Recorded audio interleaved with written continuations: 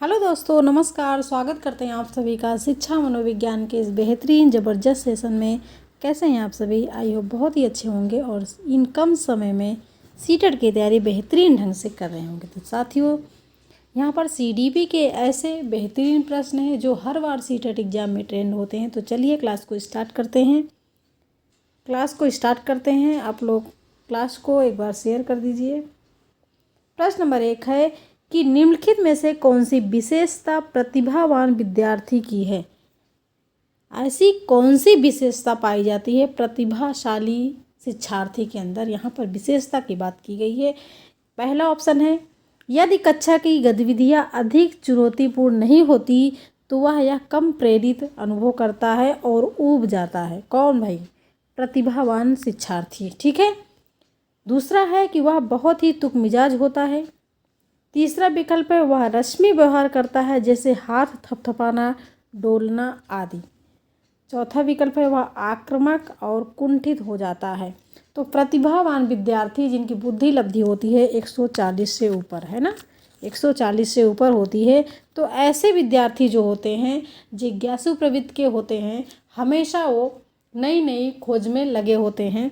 तो अगर कक्षा की जो गतिविधियाँ होती है अगर चुनौतीपूर्ण नहीं होती तो वह कम प्रेरित होते हैं और यह अनुभव करते हैं कि वो बोरिंग महसूस कर रहे हैं, ऊब जाते हैं। इसलिए पहला ऑप्शन यहाँ पर सही हो जाएगा। ठीक है भाई, क्योंकि अन्य बच्चों से, सामान्य बच्चों से उनकी बुद्धि लब्धि ज़्यादा है। प्रश्न नंबर 2 देखिएगा।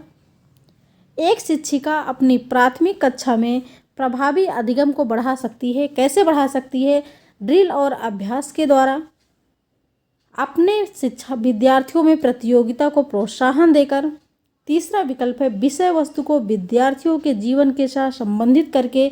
और चौथा विकल्प है यहाँ पर कि अधिगम में छोटी छोटी उपलब्धियों के लिए पुरस्कार देकर। एक शिक्षिका कक्षा 1 से 5 के बच्चों को कक्षा में प्रभावी अधिगम को बढ़ा सकती है। कैसे? क्या अभ्यास के द्वारा बढ़ा सकती है या फिर पुरस्कार देकर? यहाँ पर देखिए दूसरा विकल्प में पुरस्कार है इसलिए दूसरा विकल्प कट जाएगा। चौथे विकल्प में भी पुरस्कार इसलिए कट जाएगा। ठीक है। पुरस्कार देना, दंड देना, ये सारी चीज़ें क्या है भाई? निगेटिव है।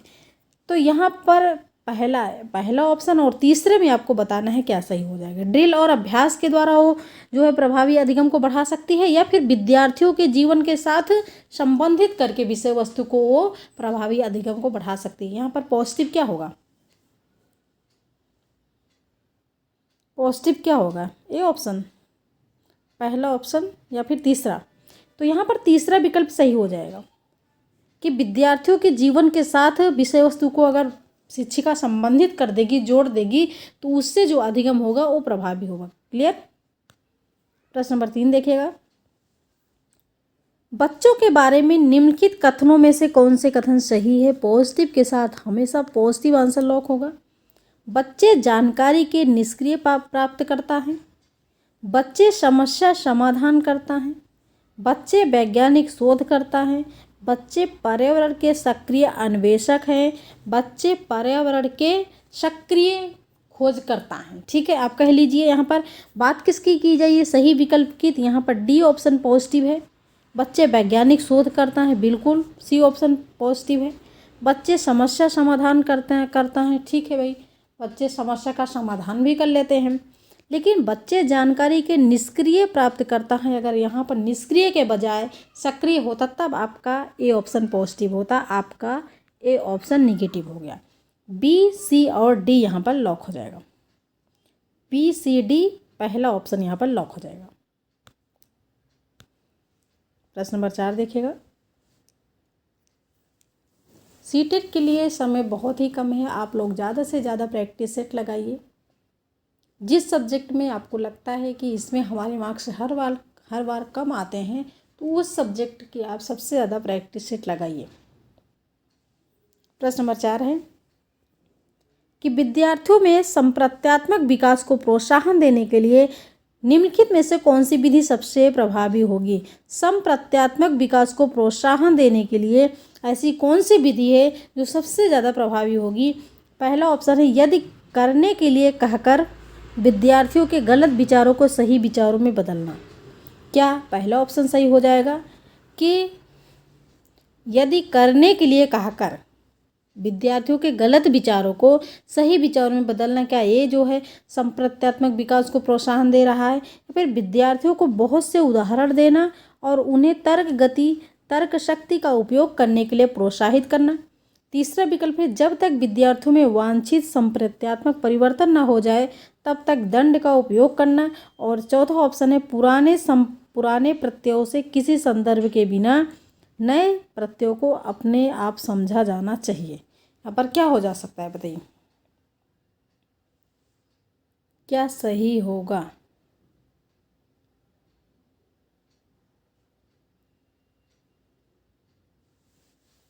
देखिए यहाँ पर बात की जा रही है दंड देना, इसलिए तीसरा विकल्प कट जाएगा। और पुराने प्रत्ययों से किसी संदर्भ में बिना नए प्रत्ययों को अपने आप समझा जाना चाहिए, ये भी क्या है भाई, ये भी निगेटिव है। लेकिन पहला ऑप्शन देखिए, दूसरा ऑप्शन में क्या सही हो सकता है? यदि करने के लिए कहकर विद्यार्थियों के गलत विचारों को सही विचारों में बदलना, क्या ये पॉजिटिव होगा? या फिर विद्यार्थियों को बहुत से उदाहरण देना और उन्हें तर्क शक्ति का उपयोग करने के लिए प्रोत्साहित करना। आपका जब तर्क शक्ति की बात आए तो दूसरा विकल्प यहाँ पर सही हो जाएगा। ठीक है, प्रश्न नंबर 5, प्राथमिक विद्यालय के बच्चे उस वातावरण में सबसे प्रभावी ढंग से सीखेंगे। किस वातावरण में बताइएगा जहां शिक्षक एकाधिकारवादी है और स्पष्ट आदेश देता है कि क्या किया जाना चाहिए। क्या आदेश देना, निर्देश देना, जो है सिंपैथी देना, सहानुभूति दिखाना, ये पॉजिटिव होता है? बिल्कुल नहीं होता है, निगेटिव होता है। जहां मूल रूप से पढ़ने लिखने और गणित के संज्ञानात्मक कुशलताओं पर ही ध्यान का केंद्र हो और बल दिया जाता हो, क्या इस पे? या फिर तीसरा विकल्प है जहां शिक्षक सारे अधिगमों में आगे होता है और विद्यार्थियों से निष्क्रिय रहने की अपेक्षा करता है। या फिर जहां उनकी संवेगात्मक आवश्यकताओं की पूर्ति होती है और वे अनुभव करते हैं कि वे महत्वपूर्ण हैं। कौन अनुभव करते हैं? बच्चे अनुभव करते हैं कि वे महत्वपूर्ण हैं। जहाँ बच्चों की सारी आवश्यकताओं की पूर्ति की जाती है और बच्चे महसूस करते हैं कि वे महत्वपूर्ण हैं। या फिर यहाँ पर चौथा विकल्प। तो देखिए 1 से 5 की बात की जा रही है और 1 से 5 का बच्चा बहुत छोटा होते हैं। जब बहुत बच्चा छोटा है तो जहाँ उसकी आवश्यकताओं की पूर्ति की जाएगी और वे अनुभव करेंगे कि महत्वपूर्ण है, वहीं वो सबसे प्रभावी ढंग से सीख सकते हैं। चौथा विकल्प से ज़्यादा कोई पॉजिटिव है ही नहीं। ठीक है, क्योंकि यहाँ देखिएगा निष्क्रिय और यहाँ देखिएगा आदेश लिखा हुआ है और यहाँ बल दिया जाता है। ठीक है, सारी चीज़ें अगर आप टैग वर्ड की वीडियो नहीं देखी है तो जाकर आप देखिएगा, जो है अभी वीडियो डाली है, डिस्क्रिप्शन बॉक्स में डाल देंगे वीडियो के लिंक, तो वहाँ से आप लोग जाके देख लीजिएगा। वहाँ से काफ़ी ज़्यादा आपको सीटेट एग्जाम में हेल्प मिलेगी। प्रश्न नंबर 6 देखिएगा, कोई शिक्षिका अपने विद्यार्थियों को अध्ययन करने हेतु आंतरिक रूप से उत्प्रेरित करने के लिए कैसे प्रोत्साहित कर सकती है? आंतरिक रूप से प्रेरित करने के लिए कैसे प्रोत्साहित कर सकती है बताइए? आंतरिक रूप से जो बच्चा अपने मन से करता है, प्रतियोगितात्मक परीक्षण से, या फिर व्यक्तिगत लक्ष्य निर्धारित करने और उसमें निपुणता पाने में उससे मदद देकर, साफ दिखाई पड़ने वाले इनाम देकर जैसे ट्रॉफी वगैरह, उसमें चिंता और डर पैदा। चिंता और डर भाई गलत है। अगर बच्चा प्रतियोगिता के लिए, ठीक है, प्रतियोगिता के लिए डर से कोई चीज़ करता है तो इसका मतलब वो क्या है? बाह्य प्रेरणा है। ठीक है, यहाँ पर आंतरिक की बात की जा रही है तो आंतरिक में आएगा कि व्यक्तिगत लक्ष्य निर्धारित करने और उसमें निपुणता पाने में उन्हें मदद देकर। ठीक है, दूसरा विकल्प यहाँ पर सही हो जाएगा।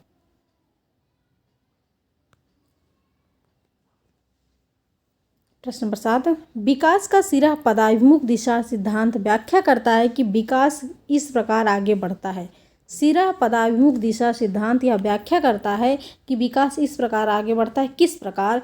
भिन्नों से एकीकृत कार्यों की ओर, सिर से पैर की ओर, ग्रामीण से शहरी क्षेत्रों की ओर और सामान्य से विशिष्ट की ओर। विकास किस प्रकार आगे बढ़ता है बताइएगा, तो सिर से पैर की ओर दूसरा विकल्प सही हो जाएगा। तो साथियों, आपको क्लास कैसी लग रही है? अच्छी लग रही है तो लाइक कर दीजिएगा एंड शेयर कर दीजिए अपने दोस्तों में, अपने फैमिली में जो लोग सीटेट की तैयारी कर रहे हैं। और अगर आप इस प्लेटफॉर्म पे नए हैं तो चैनल को सब्सक्राइब जरूर कर दीजिएगा। प्रश्न नंबर 8 देखिएगा, निम्नलिखित में कौन से सामाजिक ऋण के गौड़वाहक हो सकते हैं? गौड़वाहक का मतलब समझ रहे हैं आप? सामाजिक ऋण के मुख्य वाहक हो सकते हैं, मुख्य कारक हो सकते हैं, आप कह लीजिए। ठीक है, यहाँ पर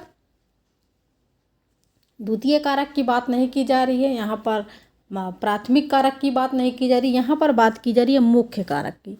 सामाजिक ऋण के मुख्य कारक कौन हो सकते हैं बताइएगा? विद्यालय और पास पड़ोस, विद्यालय और निकटतम परिवार के सदस्य, परिवार और रिश्तेदार, परिवार और पास पड़ोस। जब परिवार और पास पड़ोस की बात की जाए तो ये आपके क्या है भाई? ये आपके प्रथम कारक हैं, प्राथमिक कारक हैं, है ना? तो इसलिए आपका चौथा विकल्प कट गया। परिवार और रिश्तेदार ये क्या है भाई? ये भी आपके प्राथमिक में ही आ जाएंगे। लेकिन विद्यालय और पास पड़ोस, विद्यालय जो है पास पड़ोस से बच्चा निकल कर विद्यालय जाता है तो सामाजिक ऋण के मुख्य कारक हो सकते हैं। पहला ऑप्शन यहाँ पर सही हो जाएगा। प्रश्न नंबर 9 देखिएगा, विशेष आवश्यकता वाले बच्चों को शिक्षा उपलब्ध कराई जानी चाहिए। विशेष आवश्यकता वाले बच्चों को, जिनको शिक्षा की आवश्यकता हो, जो बच्चा विशिष्ट है, ठीक है, सामान्य बच्चा नहीं, यहाँ पर विशिष्ट बच्चे की बात की जा रही है कि विशेष आवश्यकता वाले बच्चों को शिक्षा उपलब्ध करानी जानी चाहिए। कहाँ? विशेष विद्यालयों में, विशेष बच्चों के लिए विकसित पद्धतियों द्वारा, विशेष विद्यालयों में शिक्षकों द्वारा, अन्य सामान्य बच्चों के साथ विशेष विद्यालय। जब विशेष आवश्यकता वालों की बात की जाए तो जहाँ भी आपको विशेष मिले सारे ऑप्शन कट कर दीजिए, सारे ऑप्शन कर दीजिए। विशेष आवश्यकता वाले बच्चों को भी सामान्य बच्चों के साथ शिक्षा उपलब्ध करानी चाहिए। कहाँ? समावेशी शिक्षा में। तीसरा विकल्प यहाँ पर सही हो जाएगा। प्रश्न नंबर 10 देखिएगा, लेव वाइगोस्की के अनुसार संज्ञानात्मक विकास का मूल कारण है। लेव वाइगोस्की के अनुसार संज्ञानात्मक विकास का मूल कारण क्या है भाई? सामाजिक अन्योन्क्रिया, मानसिक प्रारूपों का समायोजन जिसको बोलते हैं स्कीमा, उद्दीपक अनुक्रिया युग्मन या फिर संतुलन। क्या हो जाएगा यहाँ पर? लेव वाइगोस्की की बात की जा रही है। लेव वाइगोस्की क्या कहते हैं भाई? सोशल इंटरेक्शन होना चाहिए, है ना, सामाजिक अंतःक्रिया होनी चाहिए। तो यहाँ पर इसलिए पहला ऑप्शन सही हो जाएगा। प्रश्न नंबर 11, लिंग है। लिंग क्या है भाई बताइए? लिंग क्या है? शारीरिक संरचना है या फिर सहज गुण है, सामाजिक संरचना या फिर जैविक सत्ता? शारीरिक संरचना है कि सामाजिक संरचना है? बताइए लिंग क्या है? लड़के और लड़कियां, है ना?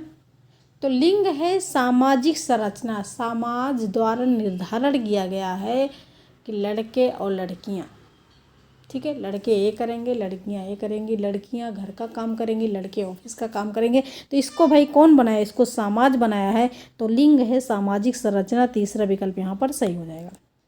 प्रश्न नंबर 12, आकलन उद्देश्यपूर्ण होता है यदि इससे विद्यार्थियों और शिक्षकों को प्रतिपुष्टि फीडबैक प्राप्त हो, यह केवल एक बार वर्ष के अंत में हो, या फिर विद्यार्थियों की उपलब्धियों में अंतर करने के लिए तुलनात्मक मूल्यांकन किया जाए, इससे विद्यार्थियों में भय और तनाव का संचार हो। क्या हो जाएगा भाई? आकलन उद्देश्यपूर्ण होता है यदि। कैसे आप आकलन करते हैं? तो आकलन आपका उद्देश्यपूर्ण तब होगा जब आपको फीडबैक प्राप्त होगा, ठीक है, इससे विद्यार्थियों और शिक्षकों को प्रतिपुष्टि फीडबैक प्राप्त हो। पहला ऑप्शन यहाँ पर सही हो जाएगा। आकलन सीखने का ही तरीका है। आकलन सीखने का क्या है? एक तरीका है। तो बच्चा सीखेगा, जो भी मिस्टेक होगा उसमें अगर फीडबैक मिलेगा तभी तो सीखेगा। तो यहाँ पर पहला ऑप्शन सही हो जाएगा। प्रश्न नंबर 13, राष्ट्रीय पाठचर्या की रूपरेखा एनसीएफ 2005 के अनुसार शिक्षक की भूमिका है अधिनायकीय, अनुमतिपरक या फिर सुविधादाता, सत्तावादी। क्या है भाई? शिक्षक की भूमिका क्या है? शिक्षक एक सुविधादाता के रूप में काम करता है। तीसरा विकल्प यहाँ पर सही हो जाना चाहिए। तीसरा विकल्प सही है। प्रश्न नंबर 14 देखिएगा, पठन वैकल्प बच्चों के प्राथमिक लक्षण क्या है? कैसे आप जानेगा बच्चा पठन वैकल्प है? यहाँ से प्रश्न बनता है, पठन वैकल्प कैसे जाए? रीडिंग डिसेबिलिटी, बच्चे में कैसे जानेंगे आप भाई रीडिंग डिसेबिलिटी है? पठन वैकल्प, जब पढ़ने में बच्चा अक्षमता उसको लगता हो, पढ़ने में बच्चा जो है कठिनाई का अनुभव करता हो, तो समझ लीजिए बच्चा क्या है? पठन वैकल्प है। एक ही गति विषयक कार्य को बार बार दोहराना, गलत। न्यून अवधान विकार, गलत। अपसारी चिंतक, पढ़ने में धारा प्रवाहिता, यहाँ पर क्या अपसारी चिंतन है? पढ़ने में धारा प्रवाहिता या फिर धारा प्रवाह, पढ़ने की अक्षमता। आपने क्या पढ़ा? पठन वैकल्प, पढ़ने की अक्षमता, इसलिए यहाँ पर चौथा विकल्प सही हो जाएगा। प्रश्न नंबर 15, विशेष आवश्यकता वाले बच्चों को शामिल करना। विशेष आवश्यकता वाले बच्चों को शामिल करना, कहाँ शामिल करना चाहिए? जिनमें अक्षमता ना हो उन बच्चों के लिए हानिकारक है। मतलब जिसमें जिन अक्षमता ना हो, अगर उन बच्चों को के साथ आप विशेष आवश्यकता वाले बच्चों को शामिल कर देंगे तो उन बच्चों के लिए हानिकारक होगा भाई। विद्यालयों पर भार बढ़ा देगा। शिक्षण के प्रति दृष्टिकोण विषय वस्तु को धारणा परिवर्तन की अपेक्षा रखता है। एक काल्पनिक लक्ष्य है। क्या हो जाएगा? विशेष आवश्यकता वाले बच्चों को शामिल करना चाहिए।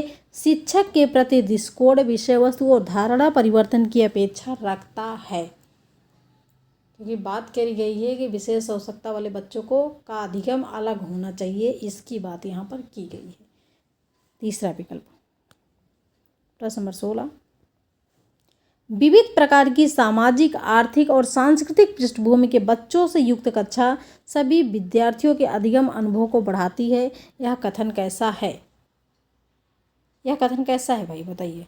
विविध प्रकार की, जहाँ पर अलग अलग पृष्ठभूमि के बच्चे आते हैं, और जब अलग अलग पृष्ठभूमि के बच्चे आएंगे तो बच्चे किससे सीखें भाई? सहयोग साथी के द्वारा सीखेंगे, समूह में सीखेंगे। तो यह अधिगम अनुभव को बढ़ाती है। यह कथन कैसा है? सही है, क्योंकि बच्चे अपने साथियों से अनेक कौशल सीखते हैं।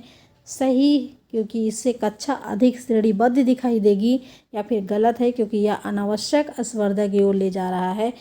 चौथा विकल्प है गलत है, क्योंकि यह बच्चों के लिए दुविधा उत्पन्न कर सकता है और वो स्वयं को अलग अलग महसूस कर सकते हैं। भाई जब विविध प्रकार की पृष्ठभूमि के बच्चे हैं और यहाँ पर बात की जा रही है कि सभी विद्यार्थियों के अधिगम अनुभव को बढ़ाती है, तो अलग महसूस कैसे करेंगे?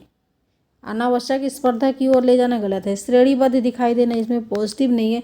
लेकिन आप सभी को पता है कि जहाँ पर अलग अलग पृष्ठभूमि के बच्चे आएंगे तो वहाँ पर बच्चे अपने साथी के साथ अनेक कौशल सीखेंगे। पहला विकल्प सही हो जाएगा।